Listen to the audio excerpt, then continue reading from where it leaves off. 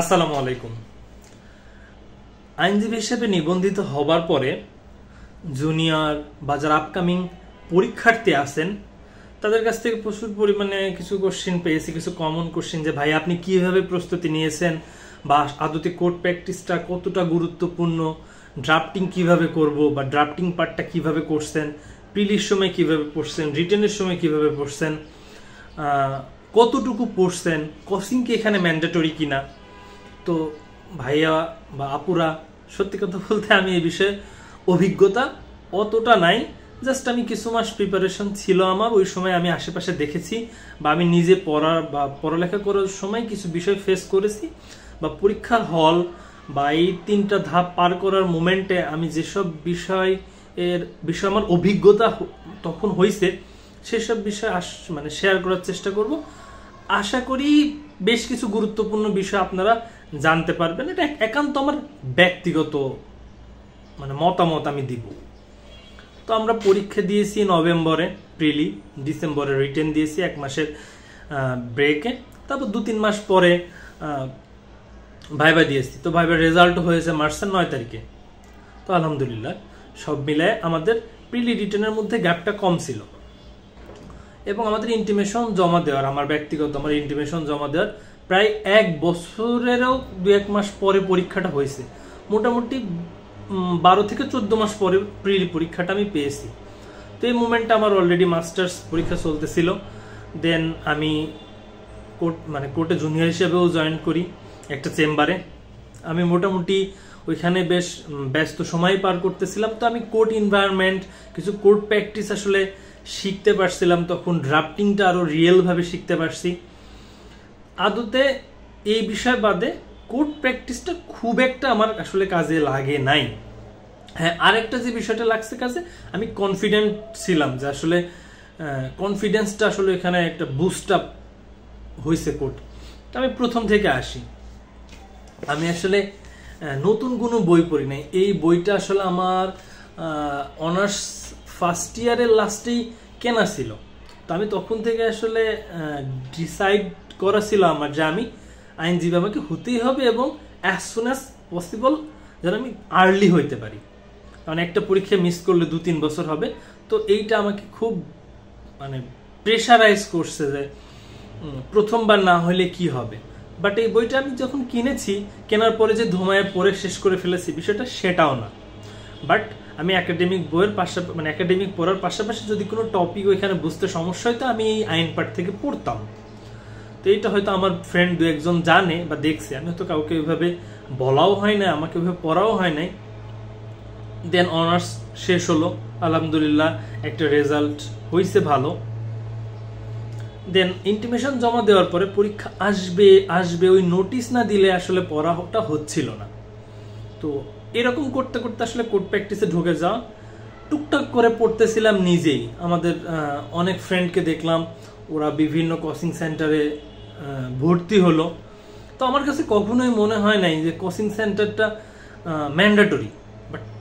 But হ্যাঁ, যদি কারোর মনে হয় যে কোচিং সেন্টারটা আপনার জন্য ম্যান্ডেটরি বা কোচিং সেন্টার বা কোন প্রাইভেট পড়লে এটা আপনার জন্য ভালো হবে, দ্যাটস এনাফ, আপনি পড়তেই পারেন। কারণ কোচিংয়ে হয়তো আমি শুনছি যে কোচিং একটা টাইমলি রুটিনে পড়ায় বা টাইমলি আপনাকে পড়া নিবে, আপনাকে একটা রুটিনের মধ্যে রাখবে। অনেক সময় আছে নিজে পড়লে আসলে একটা আলসেমি হয়, এটা আমারও প্রথমত একটু হয়েছিল। কিন্তু যে প্রথমে বললাম না যে লাইসেন্স পাওয়ার যে একটা প্রেশার আমার নিজের উপর, এই প্রেশারটা আমাকে সবসময় বুস্ট আপ করছে, প্রতিটা মোমেন্ট আমাকে বুস্ট আপ করছে। কোচিং করতে হবে এটা আমার কখনোই ম্যাটার করেনি। ইভেন আমি আমার বেশ কিছু 2-1 ফ্রেন্ডকে চিনি, প্লাস বেশ কিছু পরিচিত পার্সনকে চিনি যাদের সনদ হয়েছে উইদাউট কোচিং। তো বুঝতেই পারতেছেন কোচিংটা আসলে ম্যান্ডেটরি না যদি আপনি পড়েন। তো আমি আসলে কিভাবে পড়ছি, আইন পাঠ পিলিটা ছিল অনেক পুরাতন, আমি কোশ্চেন প্যাটার্ন দেখছি, প্রথম থেকে একটা করে টপিক পড়ছি নিজের মতো। লাইক সিআরপিসি ধরছি, সিআরপিসি শেষ করছি। ওইখানে প্রথমে সিআরপিসি একটা টপিকের উপরে ধরেন একটা 5 লাইন বা 10 লাইনের একটা প্যারা থাকে, ওইটা আমি বুঝে পড়ার ট্রাই করছি। দেন কোশ্চেন যে সলভিং অপশন ওইটা আমি ঢেকে কোশ্চেনটা সলভ করার ট্রাই করছি। দেন আমি আমার প্রোগ্রেসটা আইডেন্টিফাই করার ট্রাই করছি যে আমার প্রোগ্রেসটা আসলে হচ্ছে কিনা, আমি বিষয়টা বুঝতেছি কিনা। এইভাবে যখন দেখতেছি আমি টপিকটা বুঝতেছি না বা এই সাবজেক্টটা আমার আসলে ল্যাকিংস আছে, দেন আমি ওই সাবজেক্টটা আবার পড়ছি। এইভাবে মোটামুটি 2-3 বার শেষ করার পরে আমাদের নোটিশটা আসলো যে পরীক্ষা 2-3 মাস পরে বা 2 মাস পরে। তো আসলে তখন আমি কোড প্র্যাকটিসটা ছেড়ে দিই, কারণ তখন সকাল 8টা থেকে রাত 8টা-9টা পর্যন্ত কোড প্র্যাকটিস করে বাসায় এসে আসলে তখন ওই পড়ার এনার্জি থাকে না। দেন কোড ছাড়ার পরে মোটামুটি যতটুকু পড়াশোনা ছিল আমার এই আইন পার্টটাই আমি আবার রিভিশন শুরু করি। প্রত্যেকটা টপিক আমি আবার রিভিশন দেওয়া শুরু করি এবং তখন নতুন করে যে বিষয়টা করি সেটার প্রত্যেকটা টপিক যদিও আইন পার্টের নোট আকারেই দেওয়া আছে, তবে ওইটা আমি আমার মতো করে সহজ ভাষায় প্রত্যেকটা সাবজেক্টের জন্য ছোট ছোট নোট তৈরি করে নিই। একটা ছোট্ট প্যাডে 7টা সাবজেক্ট নোট করে নিতে, হিন্টস পয়েন্ট যেন আমি ইজিলি রিভিশন দিতে পারি, যেন 7টা সাবজেক্ট আমি একটা রাতে আমি রিভিশন দিতে পারি, যেন এটা পরীক্ষার আগে আমার জন্য প্রেশার না হয়, আমি যেন মেইন টপিকগুলো বুঝতে পারি।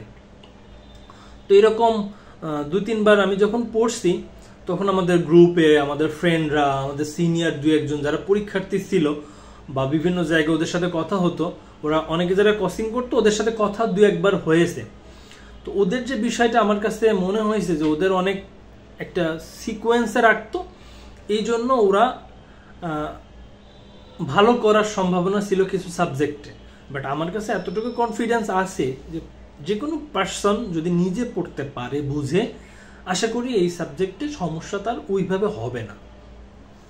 দেন আমি ওইভাবে 3-4 বার পড়লাম, পড়ার পরে পরীক্ষার জাস্ট যখন আর 1 মাস বা 20 দিন বাকি আছে তখন আমি একটা মডেল টেস্ট বই কিনি। মডেল টেস্ট বই কেনার সাথে আসলে ওইখানে 8 থেকে 10টা ওএমআর শিট ছিল। ওই ওএমআর শিটগুলো আমি 8-10টা ফ্লাপ করলাম টাইমলি, যে আমি 1 ঘন্টা পরীক্ষা, আমি 1 ঘন্টার মধ্যে না, আমি টাইমলি ধরতাম 45 থেকে 50 মিনিটের মধ্যে আমি ওএমআর শিটটা ফ্লাপ একটা করে পরীক্ষা দেওয়ার ট্রাই করতাম। এরকম 8-10টা পরীক্ষা আমি ওএমআর শিটে দিয়েছি। প্রায় 30টা মতো মডেল টেস্ট ছিল, আমি একটা করে মডেল টেস্ট দিয়েছি। আর আমি প্রত্যেকটা সাবজেক্ট ওয়াইজ দেখতাম আমার কোন সাবজেক্টটাই ল্যাকিংস বেশি, সিআরপিসিতে আমার কম নাম্বার আসতেছে না সিপিসিতে আসতেছে। যে সাবজেক্টটা আমার মনে হইতো যে আমার দুর্বলতা 3-4টা পরীক্ষা দেওয়ার পরে আমি ওই সাবজেক্টটা আবার রিভিশন দিতাম। এতে হতো কি, আমার যদি কোনো স্পেসিফিক টপিকসে দেখতেছে আমার রেগুলার প্রবলেম হচ্ছে 2-1টা, ওইটার প্রবলেমটা সলভ হয়ে যাইত। তো এইটা বেশ ভালো কাজে দিয়েছে আমার জন্য। দেন আমি মোটামুটি খাতায় নাম্বারিং করে যে 1-এর অ্যান্সার ক, 2-এর অ্যান্সার খ, এভাবে লিখেও 10-15টা পরীক্ষা দিয়েছি। সব মিলা 30টা মডেল টেস্ট দেওয়ার দিয়েছি বিভিন্নভাবে, যে আমি শুধু যতগুলো এক্স্যাক্ট পারি এগুলো দাগাইলে আমি কেমন নাম্বার পাচ্ছি, ধরেন এরকম 5টা পরীক্ষা দিলাম। দেন আমি এরকম পরীক্ষা দিয়েছি যে না আমি 100% শিওর ততগুলো দাগাবো, 50-50 পর্যন্ত শিওর যেগুলো সেগুলো দাগাবো, এরকম দাগিয়েছি। আবার এরকমও দাগিয়েছি যে আমি যদি খুব বিপদে পড়ে যাই আধা ঘন্টায় র্যান্ডম দাগিয়ে আমার কতগুলো হচ্ছে। তো সব রকম আসলে প্রিপারেশন নিজের মতো করে নেওয়ার ট্রাই করেছিলাম, যেন বিপদের মোমেন্টে একটু হলেও প্রিপারেশন আগে থেকেই থাকে। তো এরকম প্রস্তুতি নেওয়ার পরে আমার কনফিডেন্স ওইরকম ভালোই ছিল যে আমার রেগুলার মার্কস মডেল টেস্টগুলো আমি ভালো করতেছিলাম। ওইখানে একটা আমি 16 নিচে পাই নাই, যত কঠিন মডেল টেস্টই হোক পাই নাই। তো এই কনফিডেন্সের কারণে আমি আসলে কোনো কোচিং সেন্টারও যাই নাই। আমাকে 2-1টা ফ্রেন্ড অ্যাডভাইসও করছে যে ওরাও কোচিংয়ে পড়তেছে। তা আলহামদুলিল্লাহ আমি প্রিলি পরীক্ষা দিয়ে যখন বাসায় আসলাম বা প্রিলি পরীক্ষা দেওয়ার পরে আমি মোটামুটি শিওর হয়ে গেছিলাম যে চান্স এখানে আমার বিপদ ঘটার কোনো সম্ভাবনা নাই। তো বাসায় আসার পর দাগাইলাম, মিলাইলাম বিভিন্ন কোচিং সেন্টার, যখন ওরা প্রশ্ন সলভ দিচ্ছিল বিভিন্ন ফেসবুক পেজে, মিলানোর পরে আশা করি আমি ওটা থেকে অনেক উপরেই মার্কস ছিল। দেন তারপরে রিটেন 1 মাস পরে। তো রিটেনের প্রিপারেশনটার জন্য আমার আসলে অভিজ্ঞতাটা একটু ডিফারেন্ট। আমি প্রিলিতে যেমন অনেকবার পড়ছিলাম, প্রায় ভালোভাবেই 5-7 বার, মনে হয় 5 থেকে 7 বার শেষ করা। রিভিশন এরকম 4-5 বার, 5-6 বার দিয়েছিলাম। বাট রিটেনের ক্ষেত্রে ফ্যাক্টটা আলাদা। রিটেনের জন্য নতুন একটা বই কিনি।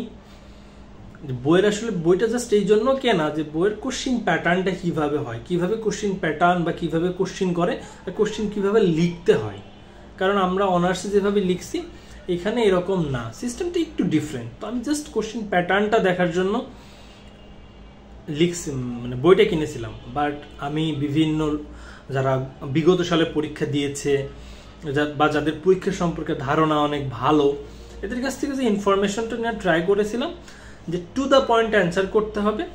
একটা কোশ্চিন করলে আমি ওই কোশ্চিনে যতটুকু চেয়েছে ততটুকু গুছিয়ে লেখার ট্রাই করব, এক্সট্রা কিছু করব না, 100 মার্কসের অ্যান্সার দিয়ে আসবো, দ্যাটস এনাফ। তো আমি আসলে ওই কাজটাই করার ট্রাই করেছি, খুব বেশি কিছু না। প্রিলিতে যে বেসিকটা আমার ওকে ছিল, জাস্ট ওইটা একটু রিভাইজড করে নিচ্ছি। এই টপিকটা আসলে কি, এই টপিকটার মানে কি, এই জিনিসটা কি, জাস্ট এই থিমটা মাথায় নিয়ে গেছি আর লেখার সিস্টেমটা একটু দেখে গেছিলাম। দেন রিটেনের প্রবলেম হয় নাই। তো আশা করি কারোর মানে যে কোনো পাবলিকের বা যে কোনো পরীক্ষার্থীর যদি আপনার কনসেপ্ট ক্লিয়ার থাকে, রিটেনে কোনো সমস্যা হয় না। ড্রাফটিং, ইদানিং অনেক ড্রাফটিং আসতেছে, ড্রাফটিংটা একটু প্র্যাকটিস থাকলে বা ড্রাফটিংয়ের ফরম্যাট যদি কেউ বুঝে, ড্রাফটিং কোনো ইস্যু হওয়ার কথা না। তো দেন রিটেনটাও এইভাবে আসলে পার করা। দেন ভাইবা অ্যাজ ইউজুয়াল, ভাইবাতে খুব নর্মাল অনেকগুলো কোশ্চিনই আমার করেছিল, যদিও ভাইবাতে কোশ্চিন না পারলেও এরকম প্রবলেম হয় না বলেই আমি শুনেছি বা আমার আশেপাশে ওই রকমই দেখেছি। দেন তারপরেও যে জিনিসটা আমি নোটিস করেছি যে ওয়েল গেট আপ বা সুন্দরভাবে প্রেজেন্ট করাটা ওইখানে মেইন ফ্যাক্ট। তো ওভারঅল আমি আমার প্রস্তুতির বিষয় শেয়ার করলাম। এখানে আমি কয়েকটা জিনিস লাস্টলি হাইলাইট করি। এখানে কোচিং আসলে ম্যান্ডেটরি না।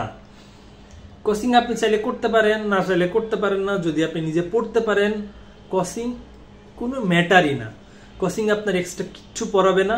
আপনি নিজে একটা ভালো বই কেনেন, আইন পার্ট, প্রিলি মাস্টার, এরকম কোনো একটা ভালো বই কেনেন, সাথে ব্যারেক্ট রাখতে পারেন, ঠিকঠাক বুঝে পড়তে হবে। একটা নোট করলে প্রিলি ফ্যাক্ট মানে প্রিলি আপনাকে আটকাইতে পারবে না। বাট কপাল যদি খারাপ হয় ভাই, ওইটা তো আলাদা ইস্যু।